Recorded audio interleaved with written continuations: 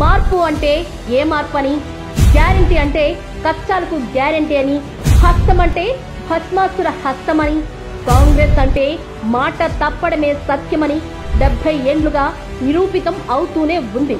కర్ణాటక, హిమాచల్ సహా తెలంగాణలోనూ మరోసారి అదే రుజువైంది.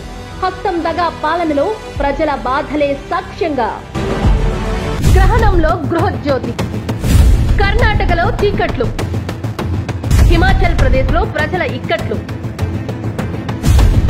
తెలంగాణలో పాట్లు, కొందరికేనట్టు కొర్రీలు, కరెంటు కోతలు, బిల్లుల మోతలు, చేతిని నమ్మినందుకు వాతలు, భ్రమలో ఆడబిడ్డల భృతి. కర్ణాటకలో కొర్రీలు, హిమాచల్ ప్రదేశ్ లో వాతలు, తెలంగాణలో దాటవేతలు, అందని 2500 సాయం, నిలదీసినా పట్టించుకొని వైనం, ఆడబిడ్డల ఆశలు అడియాసులు చేసిన విధానం, చేతులెత్తేయడమే కాంగ్రెస్ సమాధానం.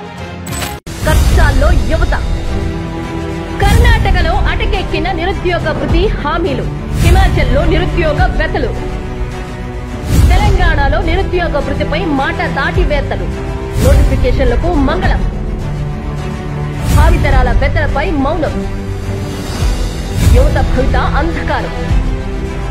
హస్తం సర్కారుకు అవకాశమిస్తే ఆపదకు షేకెండ్ ఇచ్చినట్లేనన్నది ముమ్మాటికి నిజం. ఇదే సాక్ష్యం. అప్పుల్లో ఆపదలో రైతు, కర్ణాటకలో రోడ్డెక్కి రైతు వేదన, హిమాచల్లో పాడి రైతుల ఆవేదన, తెలంగాణలో కోతల యాతన, నీటి వెతలతో రోదన, రైతు పొట్టకొట్టి రుణమాఫీ ఎగ్గొట్టి రైతు బంధును పాతరెట్టి రైతు చావులపై కాంగ్రెస్ నేతల సంబురాలు. అభయహస్తం కాదిది, రైతులపై భస్మాసుర హస్తం.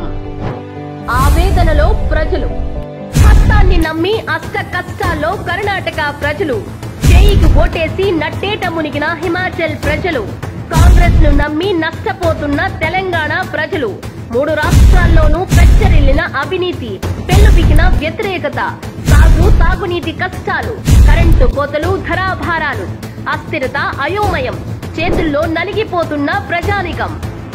పోరండ్ల బతుకు ఆగమైంది, రైతుల జీవితం నెర్రల వాసింది, ఆటో డ్రైవర్ల ప్రాణాలు గాల్లో కలిసినాయి, ఆడబిడ్డల ఆశలు ఆవిరైనాయి, కుటుంబాలు రోడ్డున పడ్డాయి. 100 రోజుల్లోనే సకల జనులను కష్టాలు పాలు చేసింది కాంగ్రెస్. ప్రజాకంటక కాంగ్రెస్ పాలనపై ధిక్కార స్వరమే ప్రశ్నిస్తున్న తెలంగాణ.